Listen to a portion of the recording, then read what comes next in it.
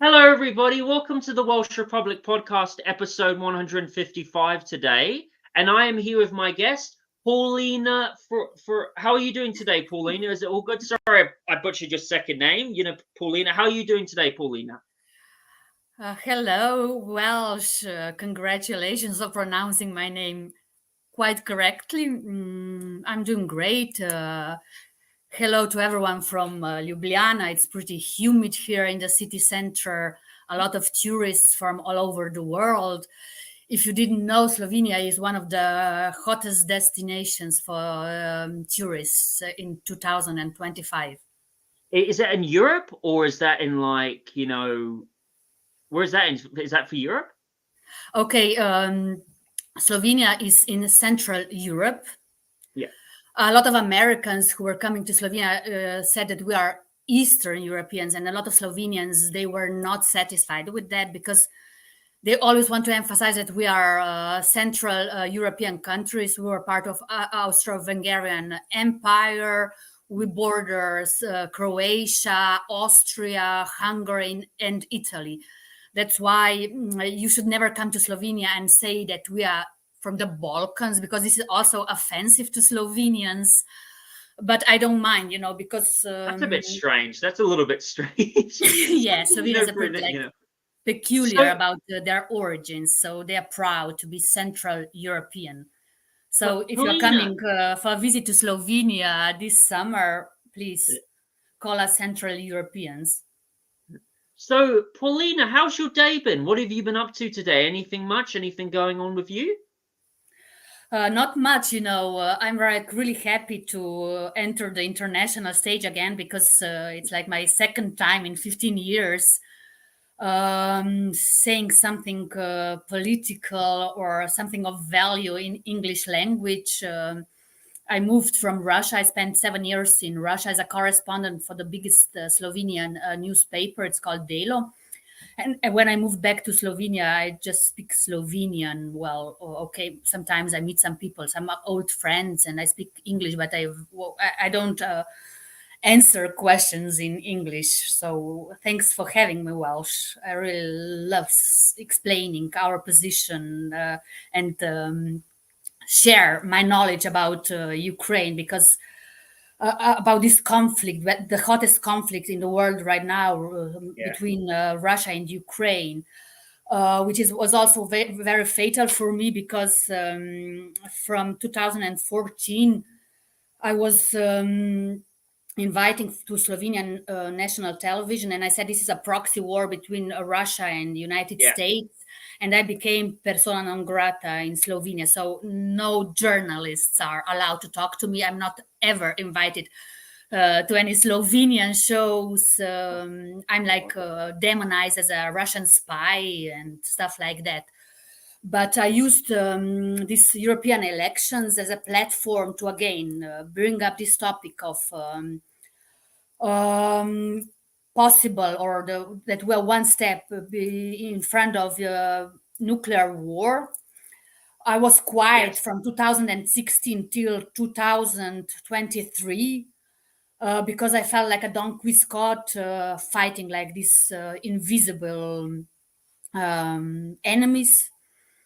But when the full-scale war broke up in 2022, I felt like morally obliged to share my knowledge about the origin of this Ukrainian-Russian conflict.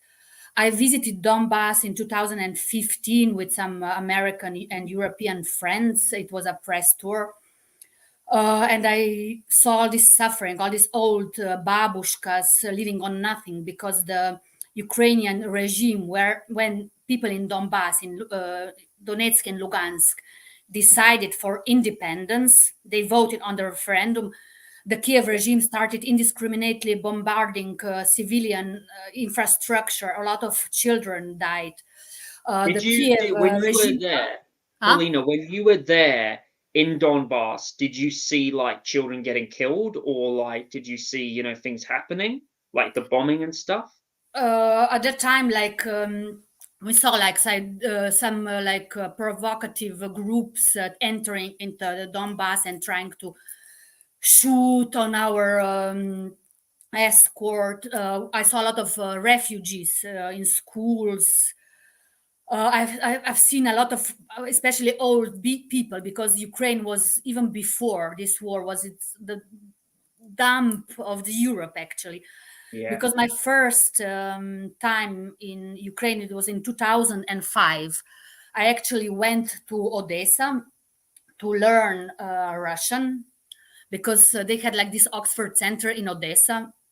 It was the cheapest, so I went there for a month and for the intensive course of Russian language. And it was like very lovely in a way, but very depressing in another way. A lot of poor children, a lot of poor babushkas on the streets, a lot of abandoned dogs. It was in a way terrible. And actually, this Oxford Language School, it was also a wedding agency. So the teacher, Larissa, she was Ukrainian. And since Slovenian and Ukrainian languages are very similar, I didn't know very well Russian at that time. So she was like, "Oh, if you don't understand anything, just tell me in Slovenian." And this Oxford Language Center was also a wedding agency, and so she was bringing this Western European guys to the courses with me. So it was a little bit uncomfortable, but Ukraine was like, it's like selling point for children, women, organs. It's really depressing. Yeah. That Paulina, when I was reading about that sex trafficking operation that goes on in Ukraine, and the fact that President Zelensky has a lot of influence over that and a lot of control, it's so messed up. It's Paulina, when you were there in Donbass at that we were visiting, and like all of that stuff was going on, whether with the bombardments of the ethnic Russians being killed, like when you were meeting people there and talking to them, what would you say was like the most tragic story you heard from like ethnic Russians talking to you about, whether like some of them family members have been killed by the Russian army or one of their family members have been trafficked? Like what stories did you hear like on the ground? What else did you see that was very dodgy there too? I mean, I think people there were really hysteric because they couldn't understand that their people, their government could do something like that to them. They were like yelling, crying. And the most depressing part was that actually even this, the most terrible story I heard in the village Stepanovka, it's called Stepanovka, and these old ladies, they came for the humanitarian aid. Red Cross was starting getting humanitarian aid, because before the only person bringing some aid was Ukrainian oligarch from Donetsk, Rinat Akhmetov. And then the Red Cross was bringing some stuff. And people there were telling me that these poor Ukrainian soldiers, they didn't even know why they sent them to Donetsk. They told them that they are going to eastern Ukraine to protect Ukraine from the Russian invasion. So these young Ukrainian guys, they were like also hiding sometimes with these old ladies in the basements, because these right-wing groups like Pravi Sector or Azov battalion, they were actually shooting their own people, poor Ukrainian soldiers, if they were not willing to shoot at the civilians. So I was really like, when I came back from Donetsk, I really felt sick. And I was like, oh, I was such a naive little journalist at the time. I was like, oh, now I'm going to start a humanitarian effort to bring some stuff to Donetsk, to these suffering people in Donetsk. And I was shocked because no media personality was willing to publish this story. I was going to like MPs, Slovenia MPs, with these reports of like human rights violations against Russian population in Donbass. And they were like, oh, is this really, or is this just a propaganda? I was like, oh, it's real. Please just voice some concern in the Brussels. And they never did anything. The only thing I managed to do was ban myself from the Slovenian public space. It was so funny, and the situation is pretty much the same as right now with the Gaza situation, because in Slovenia people were pretending like, oh, but this uprising in Donetsk, it was organized by the Russian special services, which is not correct. Yeah. And because they said it was organized by these Russian special services, they can kill civilians in Donetsk. Can you understand what I'm saying? Because, like, for example, the same as in Gaza. Oh, 7th of October, Hamas attacked Israelis, and now they can indiscriminately like bomb civilian population in Gaza. I mean, but Paulina, honestly, sorry I have to interrupt you there. I know the things that I've seen, whether it's been the Ukrainian army, which of course is actually funded by the Israeli government because they have a lot of influence into that too. But going into that, like the things you see, whether it's in Donbass, Donetsk, the crimes that the Azov Battalion were doing, the neo-Nazis, like whether it was like they were doing like satanic stuff, crucifying people. It was horrific. And I've seen videos, Paulina, today of babies getting their heads blown off. Babies, losing their heads. It's unbelievable, how. Oh, it's really hard, Paulina. It's really hard as a Westerner. Myself, it makes me so annoyed that our taxpayer money is going to these two genocides. Whether it was the Donbass genocide or the Palestine. It's disgusting. It's absolutely messed up. Yeah, but what? Also, these double standards, because, like, for example, in Slovenia. The public opinion is pretty much behind this Palestinian cause, which is great. I really love it. All these leftist groups, they are like calling the killing in Palestine what it is, genocide. But whenever it comes to the theme of Donbass, they don't want to talk about it. These double standards really hurts me, because I was, and that's why I know who exactly what every person is. Because if they have double standard and they say, oh, it's okay because it's Russian imperialism, they can kill people in Donbass, but okay, but we feel sorry for the people in Palestine because we let the tragedy in Donbass happen. It's repeating in Gaza. Okay, in Gaza, we have like industrial proportions killing, but it's the same thing, They are killing civilian population, and no one wanted to hear about civilian suffering in Donbass, and they still don't. I was so surprised when I came, because in 2014-15, no one knew that it's gonna be this kind of war that's gonna enter the whole world stage. I thought it's a local conflict. And when I was reporting on it, my editor-in-chief sent me to American embassy. And they were telling me, oh, you felt under the influence of Russian propaganda. And I was like, no, that's not correct. I was there. I was just reporting what people told me. Why would an old babushka lie to me about her suffering? And in 2016, I gave up. I was like, oh, there's no point in trying to wake people up, because nothing is going to change. So from someone who was like in journalistic profession for 30 years, I was like working on the Slovenian national television, which is actually turned into a Slovenian state television. I was working there for 10 years. All my ex-colleagues, they are now directors, editors. They never invited me to say something about Ukraine-Russian conflict, although I know that because I was following it from 2005. I was there when the Orange Revolution broke, and Maidan. I was making interviews with Viktor Yanukovych, with Viktor Yushchenko. I don't know. If I'm not an expert, who is? But they don't want to hear my opinion because it's not popular. No, it's actually forbidden.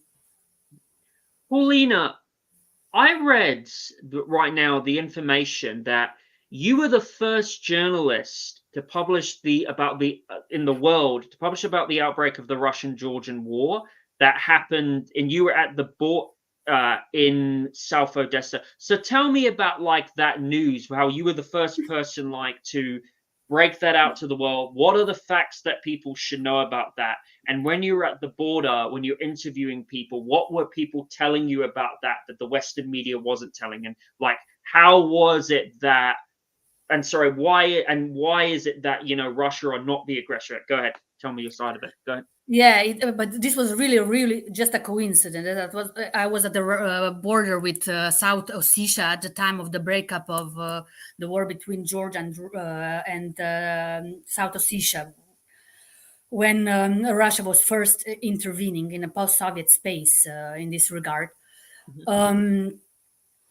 I was there because I had a friend from Baskia who was in Tskhinvali, and I really wanted to go to Tskhinvali, and I went by like just a backpack because the taxi driver didn't want to take me, and I was staying with these Georgian soldiers at the border post because they didn't let me cross the border.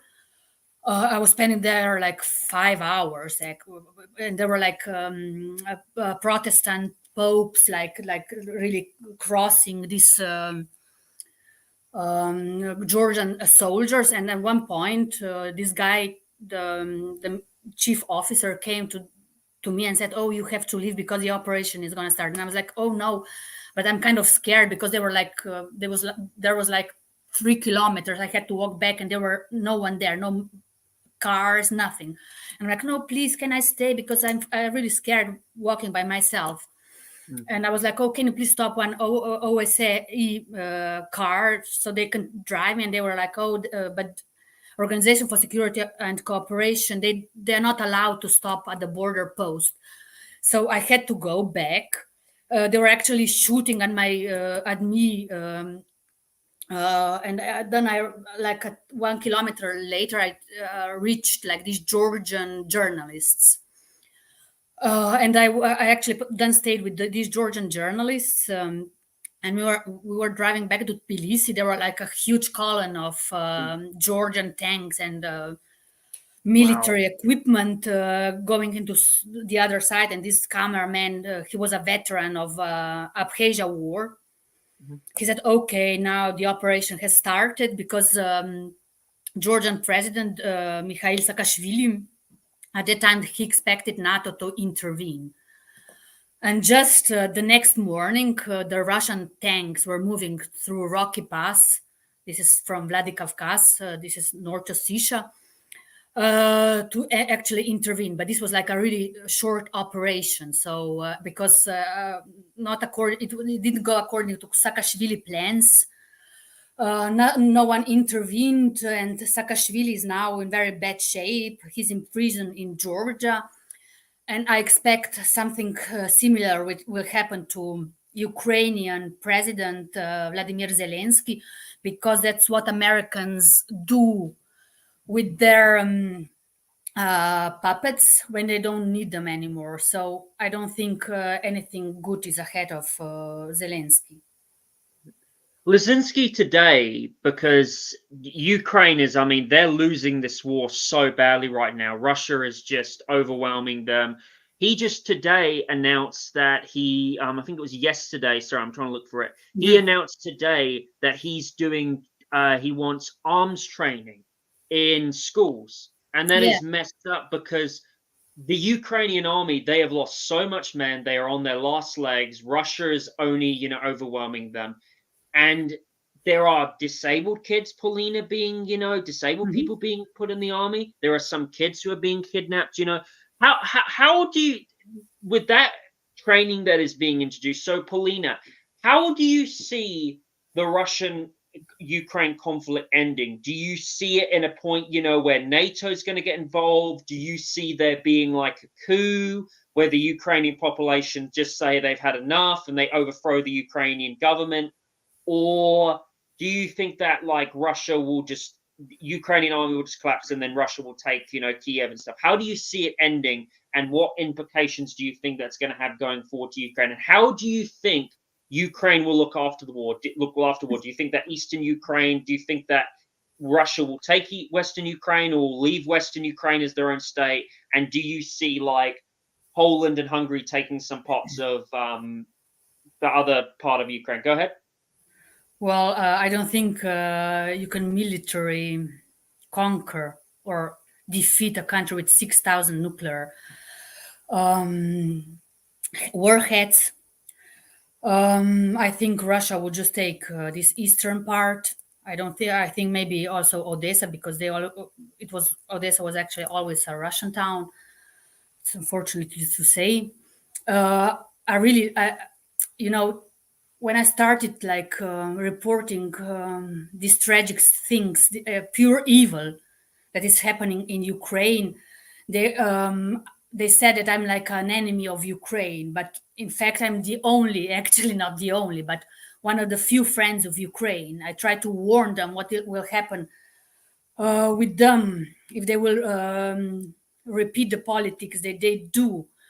There are a lot of also Ukrainian refugees in Slovenia, and just before the European elections, they had one in the central square in Ljubljana. They had one meeting. Like it was really, really depressing with this like really depressing music and these fake photos, fake news photos.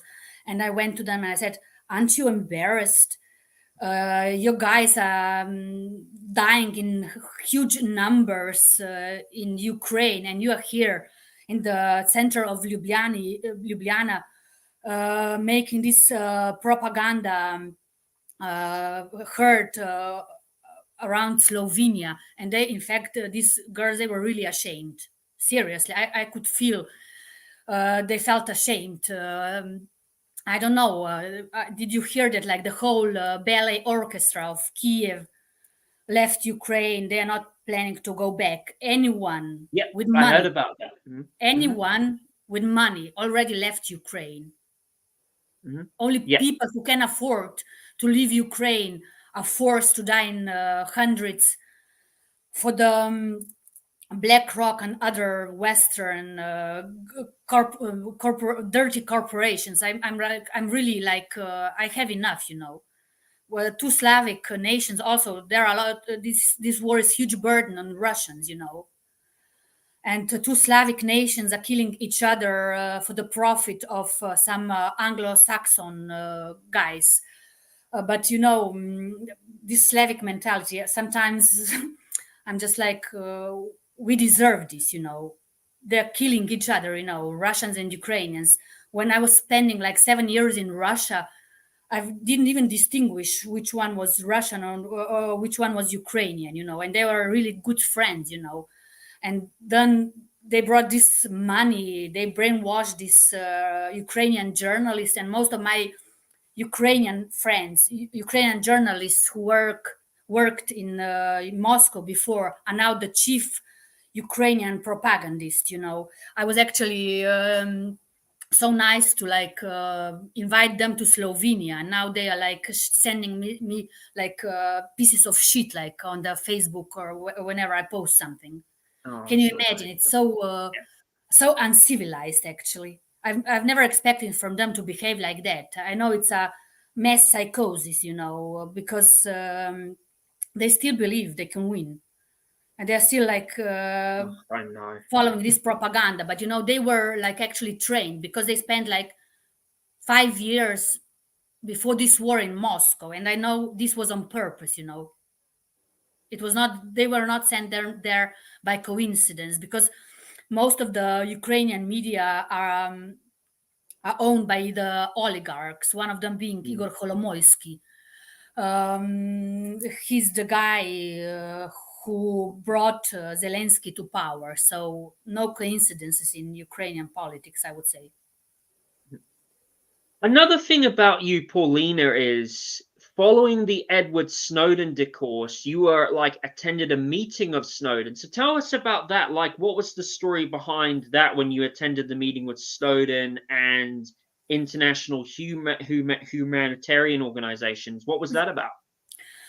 Yeah, it was so funny because I was the only journalist allowed to go to this meeting between Edward Snowden and international humanitarian organizations. It was pure coincidence. I didn't even try. I got a call from the Amnesty International office in Moscow, and they asked me if I want to go. If I want, they can put me on the list. And I was like, okay, with pleasure. It's so funny because I didn't try, and there were many like Western journalists from like The Guardian, the big shots from New York Times. They were actually spending like 2 weeks on the Sheremetyevo airport and looking for Snowden. And they even bought a plane ticket to be on the plane because they suspected Snowden to fly to, I don't know where, to Bolivia or somewhere. Somewhere Bolivia, in South. Bolivia, Huh? Bolivia. I think so, yeah. And I didn't even try. And I really came to this Sheremetyevo airport. There were like such a huge number of foreign journalists trying to get into the meeting, and I just was on the list, and I went to the meeting. And it was my first time that I realized that foreign humanitarian organizations is like just like the left hand of the Western intelligence agencies, because the girl from Human Rights Watch, Tanya Lokshina, he gave an offer to Edward Snowden. He said, "Oh, I just talked to American ambassador. He said that you are not going to be persecuted in the States if you come to the American embassy." He actually offered him, and I think this offer would be if he would accept that offer, he would be in prison as Julian Assange. So I think Edward Snowden was pretty smart that he didn't click the bait and stayed in Russia, because he just lives like a normal person. He's not in prison as Julian Assange. When you met Snowden, what did you talk to him about? Well, I didn't manage to talk because there were like it was just a meeting of human rights organizations, and I was there like one of the person from the human rights organization. I couldn't ask questions because no journalists were allowed. Edward Snowden was really like, he didn't know what to do, because he wanted like just the consultations from Russian humanitarian organizations. What can they do for him? What are his chances? And actually he got there in contact with this lawyer, Anatoly Kucharena, who actually helped him to get a citizenship to be able to stay in Russia, where he lives with his family, if I'm correct right now. So I didn't. I was just listening to what he has to say, and he had a lot of questions. What can I do? So he was actually only looking for a lawyer or some, and Russian humanitarian organizations were actually helping him, whereas on the other hand, these international humanitarian organizations as Amnesty International or Human Rights Watch, they were actually kind of traitors. That's why I think if you follow Russian politics, they are now registered as foreign agents, and I think that's correct. Polona, if you had the opportunity to ask Edward Snowden a question, what would that question be? What was the question you would really want to ask him if you had the chance? I would just ask him to explain what's really going on in the NSI, how far this surveillance is going, and now after like this period of time, I would just ask him how he likes life in Russia, and is Russia democracy compared to United States or not? Because my opinion is that Russia, it's more functioning democracy than United States or, for example, European Union, which is turning, according to my opinion, into a Soviet Union. Like they are like censoring free speech. They are putting targets on independent journalists. There is no freedom of expression in the United States and Western Europe. But I can understand that for Slovenia, because Slovenia is sub-colony of Germany. And Germany is still occupied by American forces, because Soviet left Eastern Berlin, but Americans never left Western Berlin. So the whole Europe is actually one big colony, is a Trojan horse for Russia. For American interests in Europe. There are no independent countries left on the European continent anymore. I learned that hard way on my personal story. That's why I exactly knew who is who. In the European politics, I don't have any illusions that, for example, Europe will now stop stop sending arms to Ukraine because of Marine Le Pen. Marine Le Pen just a couple of weeks ago said that he's ready to support to send arms to Ukraine. I think she's just another Meloni, Yeah, just another puppet. right? Politicians from Italy, and for example, even Yanis Varoufakis learned the hard way how it is if you enter European politics and try to change something. It's impossible to change anything in Europe right now. Maybe we should just build, that's my idea, build international anti-war coalition and start pressing these sellouts really hard. That's the only thing I think it's worth doing.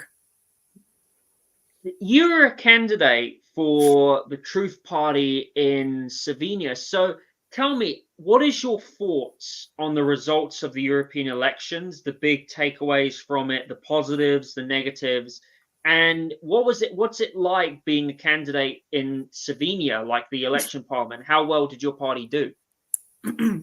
Well, our party got 4% of votes, which is quite a lot, considering that we were banned from mass media. We're not invited to the biggest debates. We're demonized as Putin spies and stuff like that. So 4%, it's enough to enter the Slovenian parliament. I didn't have any illusions. I entered this race just because I wanted to use these elections as a platform to once again brought up this topic of militarization of Europe. That was my only goal.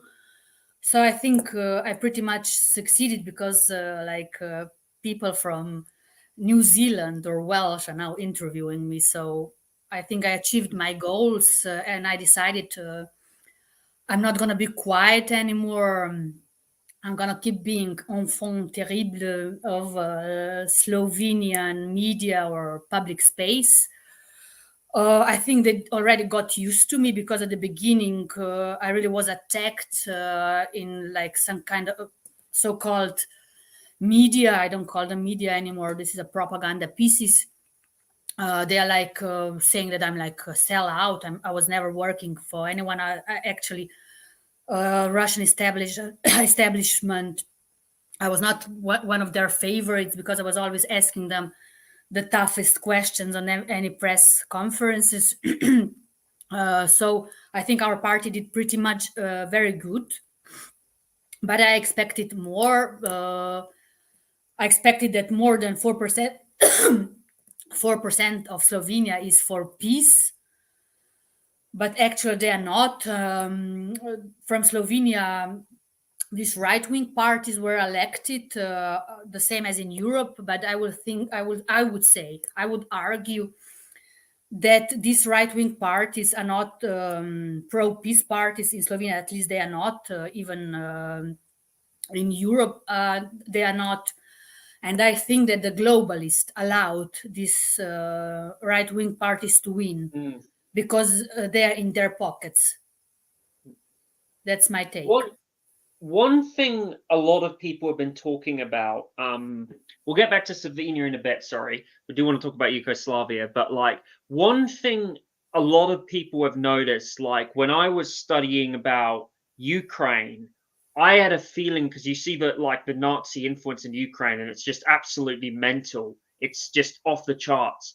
But when a lot of people right now are comparing like Western Europe to what it was in the 1930s and 40s, like how fascist Italy came to be, especially, how a lot of people, like are getting angry at liberalism and what it's done to the West, and like how the Western Europe at that time in the 1920s and 30s was suffering from a Great Depression, just like America, but suffering from their own families and problems, and how, you had the globalist bankers like JP Morgan and Wall Street basically funding the rise of Hitler, and how Hitler was just another part of the globalist bankers and elite, just like how Mussolini was in Imperial Japan.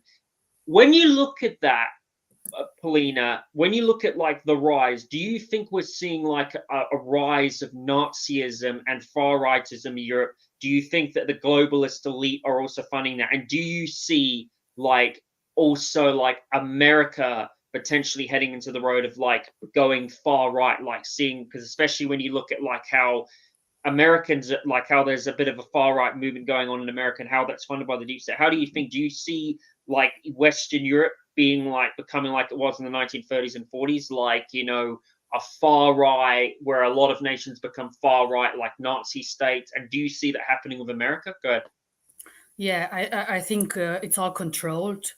Even this rising of far right, I think they're just trying to provoke conflict in the European society, in the whole world. One of the things is also the immigration. This was an artificial project. They imported a lot of migrants from Middle East, Africa, just because they wanted for the clash to arise in Europe. So I think it's inevitable that there is going to be some kind of clash between far right migrants and stuff like that. It's all, according to my opinion, engineered. I don't believe in miracles. So I don't believe in this world anything is coincidence. Even, for example, I think this immigration, they were like engineered by the Soros Foundation. I don't know if you follow, but European Court of Justice just fined Hungary 1 million euros because they didn't accept migrants.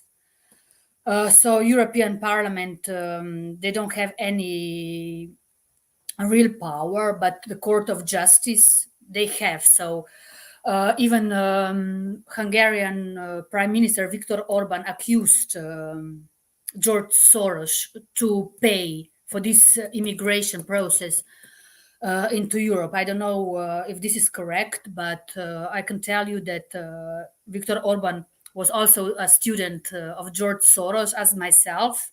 I was also a student of Open Society Institute.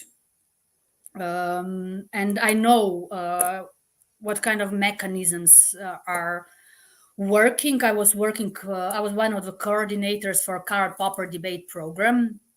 We had a lot of people from the Ukraine, Belarus coming to Slovenia for the training. I know how these orange or so kind of peaceful revolutions are engineered.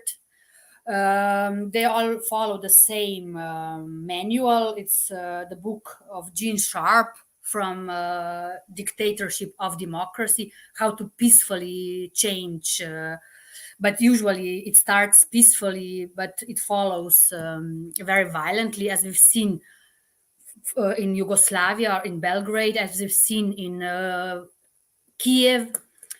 For example, the first student organization that was financed by George Soros and to topple the Serbian Yugoslav president Slobodan Milosevic was Otpor. And Otpor then trained members from the Ukrainian group. It's called Para. It means it's time. They had camps on the Ukrainian peninsula, Crimea, and it was all engineered. It's that simple. And then Belarusians were smart enough that they forbid all the Soros-sponsored organizations in Belarus, because their organization was called Kmara, and they were also trained to topple the regime of Alexander Lukashenko. The same thing happened also in Georgia with the Revolution of Roses. It was also Western intelligence agency established. And, I still have contacts with some of these people, they keep an eye on me, and I do cooperate to some extent. I do go for dinner with them, and I'm asking, oh, what you want from me. And when I decided I'm going to go for these elections, I was like, oh, what do you think? I wrote to this guy, and he was like, oh, don't do it. You have yourself, you have a husband, and you have a child. Take care of that. And I'm like, oh, exactly. And I just did the opposite, because I don't like to be told what I have to do. And the next thing, he offered me to meet with the ex-director of CIA, David Petraeus, who owns the most Balkan media empires, to meet with him in Vienna, and said, oh, I cannot meet with a guy who did terrible things in Ukraine. And there are pictures with David Petraeus with this far left, far right battalions, Azov and right sector. So when I said no, I didn't have any contact with these people anymore. I hope they will leave me in peace now.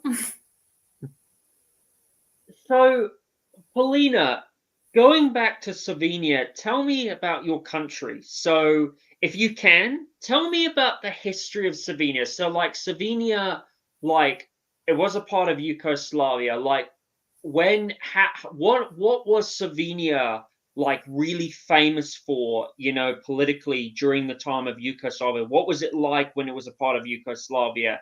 And when you compare it, and like, tell me like what was Slovenia like during the collapse of Yugoslavia and the Balkan Wars. Go ahead. Well, I would say that I would say I'm a Yugoslav girl, because I was born in the Yugoslavia still. I remember my school years in Yugoslavia very favorably, because it was like really time of prosperity for everyone. We were like, they were taking us to these summer camps. We're all going to skiing vacation in winter. Everything was really cheap. We're more or less similar. I come from a rural family from the mountains. I'm a daughter of a single mother with 6 children. We all got scholarships to study. I think I remember quite fondly these times, and even people who were instrumental in engineering the disillusionment or dissolvement of Yugoslavia. They regret it right now. I know some intellectuals, like for example, one is Tomasz Masnak, who was like part of this movement to move Yugoslavia out of Slovenia out of Yugoslavia, and he actually regretted it. He's the only one who publicly said, we were stupid at that time. We didn't know where that will end, because Slovenia is like a complete neoliberal country. We have like really wealthy people. We don't have any middle class, and a lot of poor people. For example, I moved to Ljubljana, to the capital city, when I was 15 to study in the gymnasium. And I didn't see even one homeless person on the streets in the times of Yugoslavia. And now there are a lot of homeless people, even older, a lot of junkies. It's completely different. A lot of people are disillusioned with this neoliberal thing that Slovenia turned into. All our politicians were sellouts. And they all work, they are all like in the pockets of American neocons. It's that you. Mm-hmm. Go ahead. Go ahead. Yeah, go ahead. Like you're saying. No, I just wanted to say that I was still in elementary school, and there was a huge euphoria. Like people were coming to Ljubljana to protest the Yugoslav army. We want to be independent because in Yugoslavia we felt like we were like the best one in the village, because Slovenia was the most prosperous of all the Yugoslav republics at that time, and we felt like we were much better than the rest of the Balkans. We didn't want to be part of that. And it was really an euphoric moment. People were really protesting. And I actually took part. My sister brought me here, and it was like a really good feeling. But it was all artificial, because in Moscow I had a chance to talk to the last Yugoslav army general, Veljko Kadijević. After the Yugoslavia fell apart, he moved to Russia. Also, the Mira Marković, the wife of Slobodan Milosevic, and her family moved to Russia. It was a kind of a refuge. Russia became a refuge for this kind of guys. I met with this Veljko Kadijević, the last Yugoslav army general, and he told me exactly who bought up who. He said, this the first Slovenian president, Milan Kučan, he worked for German special services and the Vatican. And then our first prime minister, Janez Drnovšek, he was his German special services. All were sellouts, and they still rule Slovenia. So this is really tragic. What else? This Kadijević, he was educated in West Point, really like a charming guy. And he was really, really disappointed with this. He said, my ex-Slovenian friends, they sell us to the West. But I know he was not, he was not without stains, this guy. I don't want to say he's some kind of hero, but probably he knows something about who dissolved Yugoslavia. And even, for example, William Barr said it on the record in one interview. William Barr is a CIA agent. He's one of the main characters in this Hollywood bestseller, Syriana. I don't know if you watched it. It's a spy movie, and it is based on the character of William Barr.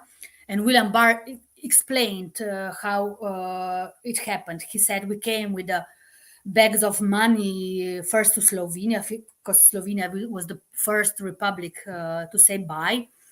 And they just bribed politicians and mass media. The most important, the vital Slovenian mass media at that time we all read it, we loved it. It was like called, it's a newspaper Mladina, which is now like a neoliberal piece of shit, if I may be honest.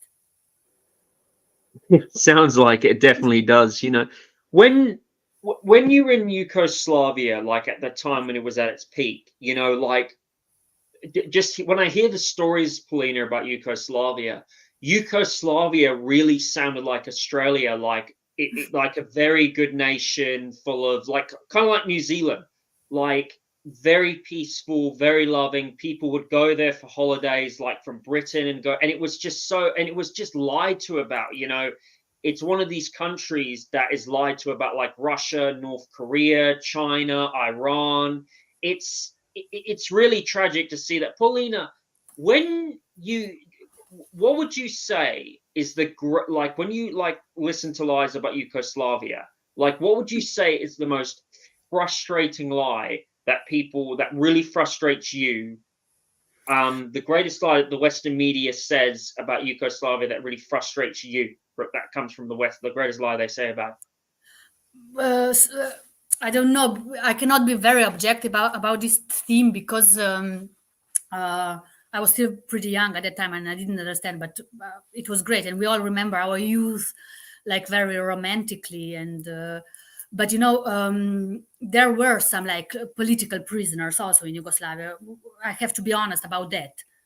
There were like some dissidents that Tito sent to like Goli Otok, like one island. There was some kind of also political repression, but otherwise, apart from that, yeah, it was it was really lovely country to live, and I think we sell this country for bubble gum, jeans, and t-shirt, because I hate like supermarkets right now. You have like 100 chocolates, 10,000 wines, and then we had just like one example, and for me it was much better because I just bought one, and now I go to the store and I know what to do. Yeah, most of the people, and housing, it was public housing, it was almost for free, public schools, they were for free. I'm from a poor family, and I could come to Ljubljana to study at the best gymnasium in town, in town, and I was like supporting myself with this stipendium that was paid by the state, and we're all going to Croatia, which is now hit with this Hollywood actresses and Bill Gates. They are all vacating in Croatia, and we're doing it when we're like really little kids, we were all like getting along with, and even this hatred between Croatians and Serbs, it was artificially bred. It was like I think it was Yugoslavia was a polygon how to destroy multi-ethical Slavic states, like Czechoslovakia fell apart. It's now Czech Republic and Slovak Republic. Yugoslavia dissolved to Slovenia, Croatia, Bosnia and Herzegovina, Republika Srpska, Macedonia, And before I really felt this is my country, Even if I came to the Ohrid Lake in Macedonia, I felt at home, And now this is all foreign to us, I don't know. I was like also like we had this like as a school child. I was like we remember this Slovenian Yugoslav partisans who were learning these like heroic songs. We were cooperating between different republics. We had like this like Štafeta Mladosti, which was going from one country to the other and ended in Belgrade. And then the whole stadium, they were dancing and they were like presenting different professions. For example, a sailor, a soldier. And I remember each year I was like, oh, I want to be a pilot. The next year, it all depended on what kind of costume they were wearing, And we were like after this like Dan Mladosti on the stadium in Belgrade. In school, or like, oh, did you see how the pilots were wearing like these nice uniforms? This is like how it's like it was a propaganda, but it worked on us, and it's nothing wrong with propaganda if it cooperates ties and cooperation between different nations. And we were really like we were all Yugoslavians, and we all lived in the same apartments. We all were driving the same cars, and nothing was wrong with that. But for example, I am from the border region with Italy, and we even had this like passes because we are a border region, and me and my mother were like going shopping to Italy every month, and we had like from our region we had different jeans, and we felt like, oh, we are so cool because we were wearing Italian jeans, and we felt that we are better than the next region, and they were wearing this kind of Yugoslav jeans, which was not of that kind of quality. And I remember that we were going by train to Italy and buying stuff, and when I came back to Slovenia, I don't want to speak Italian because I felt like they were like looking down on us, like, for example, oh, look at this poor Yugoslav people coming to Italy. And now the whole border region with Italy, it's deserted, no stores, because we don't go there, So it degraded the northern part of the border region of Italy. They were living on Yugoslavia, and the same is happening now in Finland. Because people from St. Petersburg, they all went shopping to Finland. And now this part of Finland that borders Russia is deserted. People lost their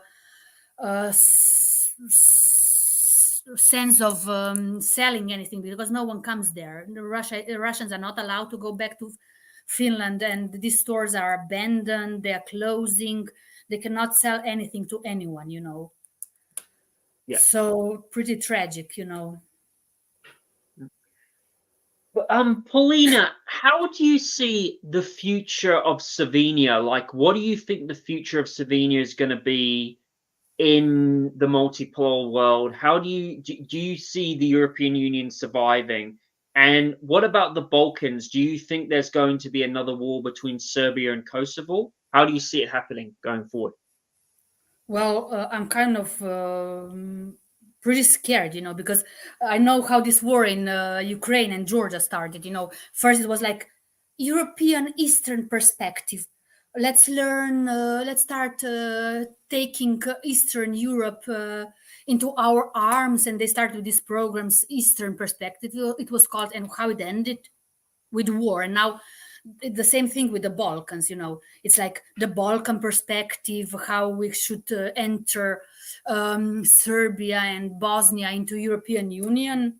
And I think there is a huge danger for war, because I see through these deceptions, and I'm not very optimistic, because I don't think anything good is going to come out of Europe anymore, because European Union is on its knees. The whole prosperous European companies, even French, German, they are moving to United States because it's cheaper. We don't have any startups anymore in Europe. So I think the European Union and Slovenia with European Union as well, it's going to be it is the biggest loser of this geopolitical changing landscape. So I don't see a bright future in front of neither Slovenia nor European Union. I see bright future on the east, building this multipolar world, and I don't see any smart enough or independent politician in Europe to be that smart to see that there is a future in the east, and that something new is emerging there, and that it's not just like a new.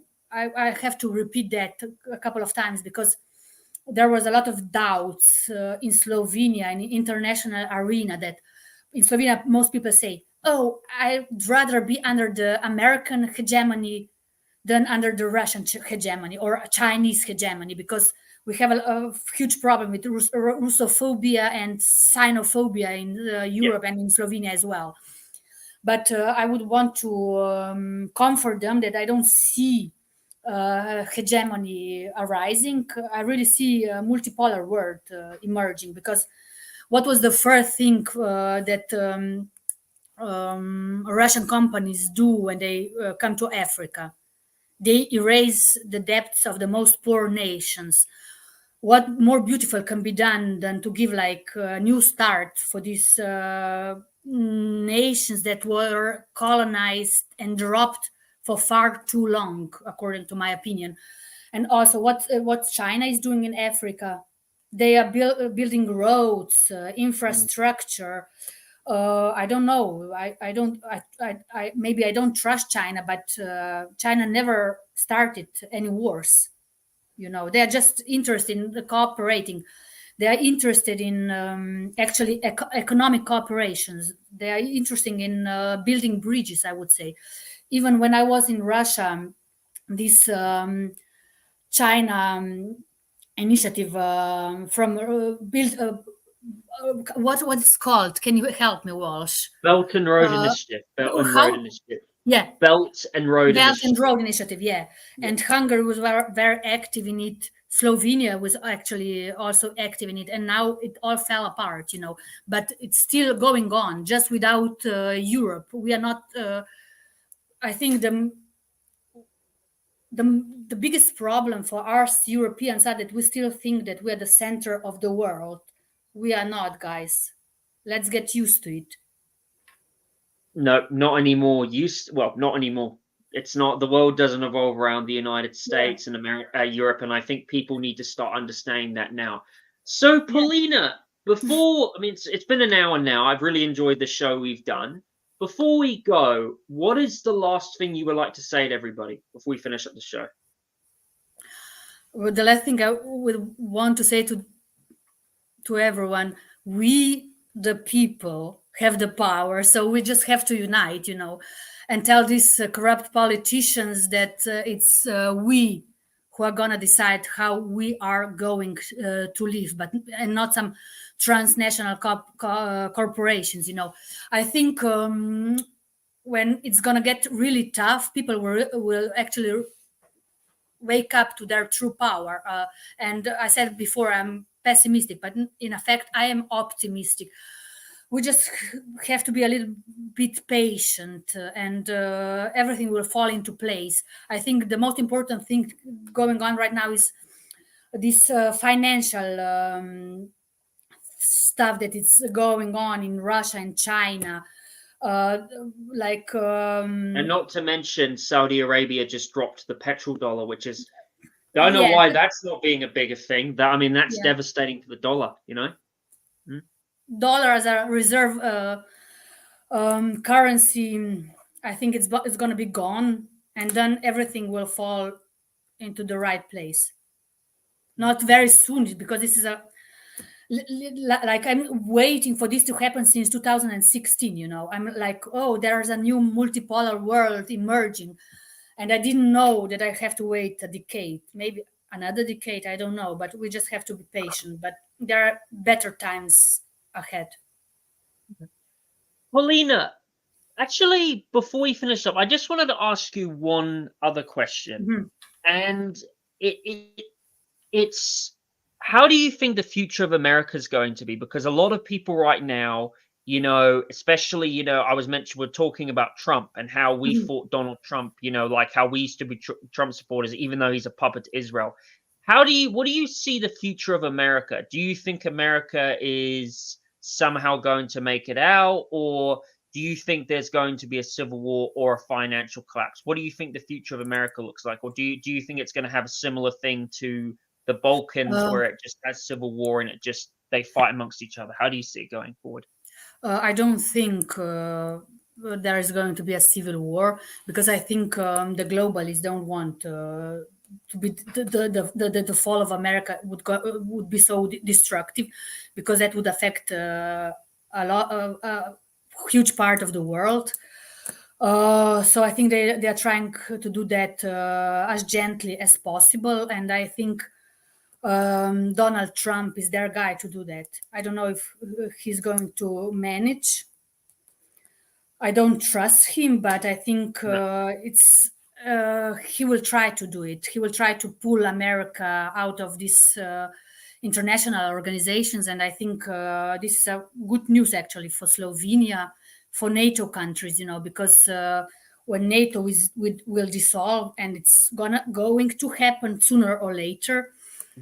I think the globalists that were based in the States, it was their hub, already moved to another hub, that's China, and they are trying to bring America not onto his knees, but to be just a regional power, not a superpower as it once was. That's why I think they are trying to do that the way it wouldn't have a big effect on the world. But I don't know if that's still possible. But they have a lot of camps already in the States ready. If this process is not gonna go as peacefully as they hope, they're just gonna put these people into these, I don't want to say concentration camps, but these camps, and they're just gonna or put people in prison. So they are ready for the both scenarios. So, Polina, thank you for coming on my show. Where can people find you? Oh, I have my own site, but I don't do much there because I just woke up from my 10 years sleep a year ago. I just have my own old articles there. It's frelih.org. I'm just gonna try to become more active in this regard. Maybe start some podcast or something. I'm just thinking of writing a book about my Eastern perspective of all my these trips to post-Soviet space, because during my 7 years being a correspondent in Russia, I actually traveled to all these exotic places from from Yakutia to Abkhazia, South Ossetia, Caucasus, and maybe write some like book about my experience traveling the post-Soviet space. I think that would be interesting, and I think I want to do it in English because there are not many English-speaking or authors who knows this post-Soviet space. Because, for example, I in Russia, like Yugoslavia, still has like this big reputation, because in the Soviet Union, the most quality stuff they had was Yugoslavian. They adored Yugoslavian shoes.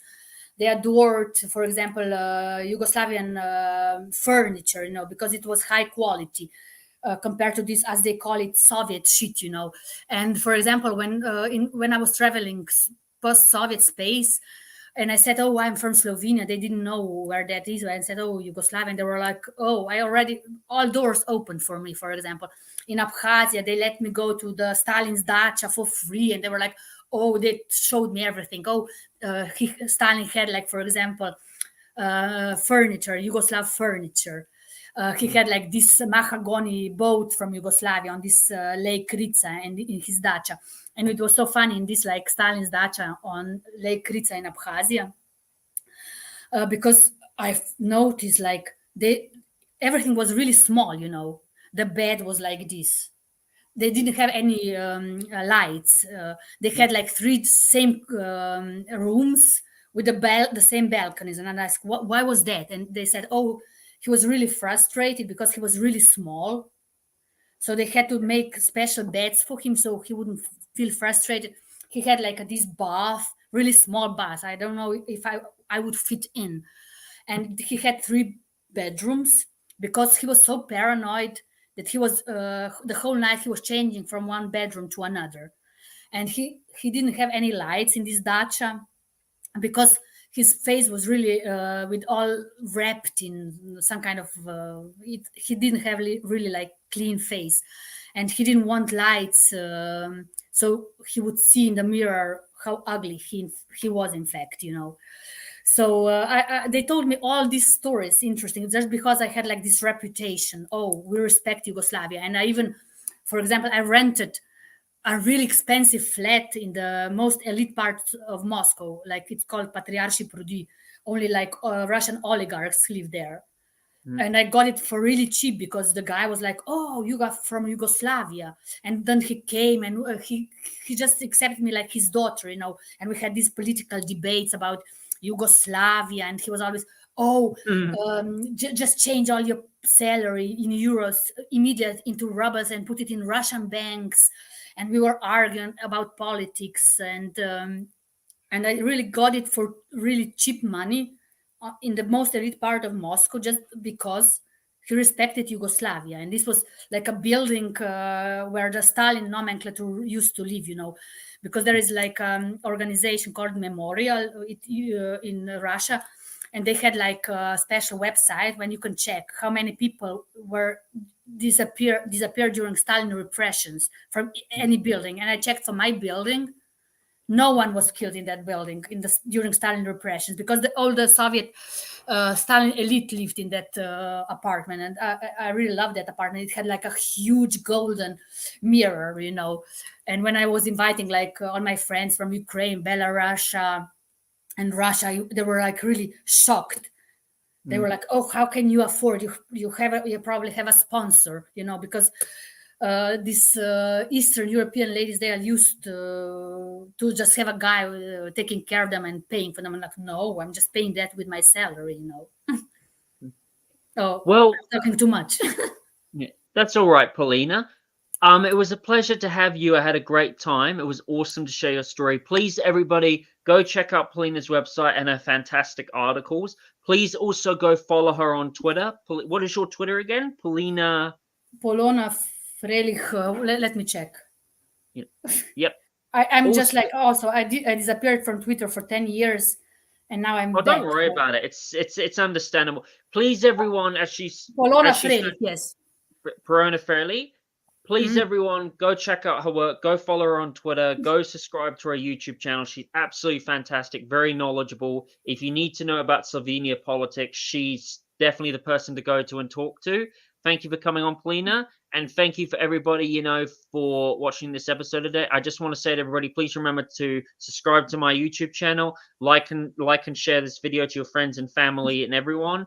Take care, everybody. God bless you all. Stay safe and enjoy. Bye.